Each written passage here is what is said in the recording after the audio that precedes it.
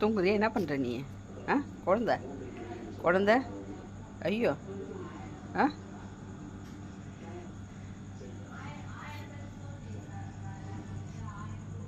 சிலிக்கி பாப்பா, பாப்பா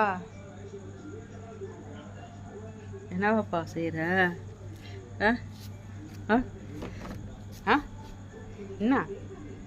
என்னடா?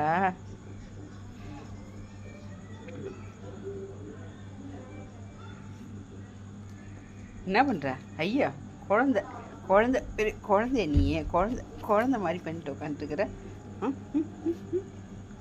ஐயோ,